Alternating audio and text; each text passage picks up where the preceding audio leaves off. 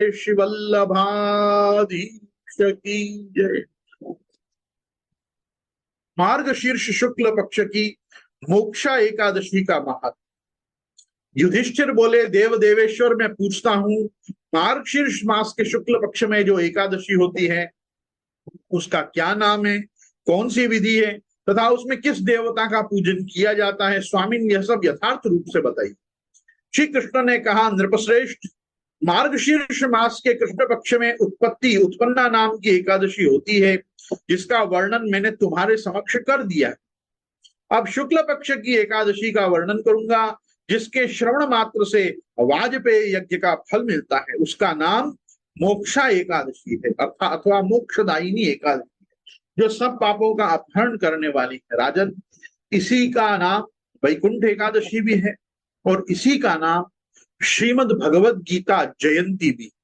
राजन, उस दिन यत्न पूर्वक तुलसी की मंजरी तथा धूप दीप आदि से भगवान दामोदर का पूजन करना चाहिए। पूर्वोक्त विधि से ही दशमी और एकादशी के नियम का पालन करना उचित है। मोक्षा एकादशी बड़े बड़े पातकों का नाश करने वाली है। उस दिन रात्रि में मेरी प्रसन्नता के लिए नृत्य, गीत और स्तुति के द्वारा जागरण करना चाहिए। जिसके पितर पापवश नीच योनि में पड़े हों, वे इसका पुण्य दान करने से मोक्ष को प्राप्त होते हैं, इसमें तनिक भी संदेह नहीं है।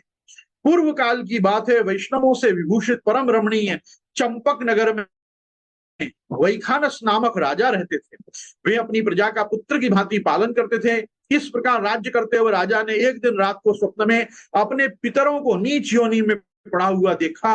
उन सबको इस अवस्था में देखकर राजा के मन में बड़ा विस्मय हुआ और प्रातः काल ब्राह्मणों से उन्होंने उस स्वप्न का सारा हाल कह सुनाया। राजा बोले, ब्राह्मणों, मैंने अपने पितरों को नरक में गिरा देखा। ये बारंबार रोते हुए मुझे यूं कह रहे थे कि तुम हमारे तनुज हो, इसलिए तुम नरक समुद्र से हम लोगों का उद्धार करो। द्विजवरों, इस रूप में मुझे पितरों के दर्शन हुए हैं, इससे मुझे चैन नहीं मिल रहा। क्या करूं, कहां जाऊं, मेरा हृदय रुंध जा रहा है। द्विजोत्तमों, वह व्रत, वह तप, वह योग जिससे मेरे पूर्वज तत्काल नरक से छुटकारा पा जाएं, बताने की कृपा करिए। मुझ बलवान एवं साहसी पुत्र के जीते जी मेरे माता पिता घोर नरक में पड़े हैं, अतः ऐसे पुत्र से क्या लाभ। ब्राह्मण बोले, राजन, यहाँ से निकट ही पर्वत मुनि का महान आश्रम है। वे भूत और भविष्य के भी ज्ञाता हैं। नृपश्रेष्ठ, आप उन्हीं के पास चलिए।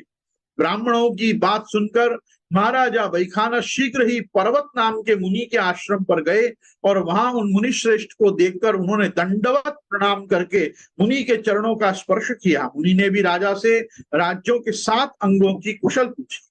राजा, मंत्री, राष्ट्र, किला, खजाना, सेना और मित्र वर्ग, यही परस्पर उपकार करने वाले होने के कारण राज्य के 7 अंग माने गए।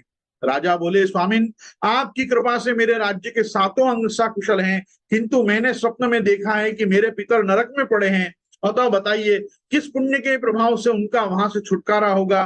राजा की यह बात सुनकर मुनिश्रेष्ठ पर्वत एक मुहूर्त तक ध्यानस्थ रहे।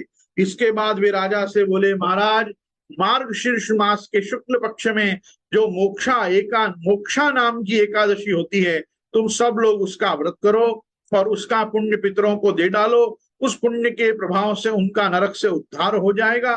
भगवान श्री कृष्ण कहते हैं, युधिष्ठिर, मुनि की यह बात सुनकर राजा पुनः अपने घर लौट आए।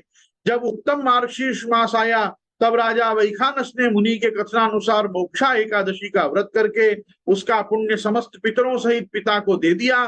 पुण्य देते ही क्षण भर में आकाश से फूलों की वर्षा होने लगी। वैखानस के पिता पितरों सहित नरक से छुटकारा पा गए और आकाश में आकर राजा के प्रति यह पवित्र वचन बोले, बेटा, तुम्हारा कल्याण हो। यह कहकर वे स्वर्ग में चले गए। राजन, जो इस प्रकार कल्याणमयी मोक्षा एकादशी का व्रत करता है, उसके पाप नष्ट हो जाते हैं और मरने के बाद वह मोक्ष प्राप्त कर लेता है। यह मोक्ष देने वाली मोक्षा एकादशी मनुष्यों के लिए चिंतामणि के समान समस्त कामनाओं को पूर्ण करने वाली है। इस महात्म्य के पढ़ने और सुनने से वाजपेय यज्ञ का फल मिलता है। इति मार्गशीर्ष मास की मोक्षदा एकादशी। श्री बाल कृष्ण लाल की जय। श्री दाऊदयाल प्यारे की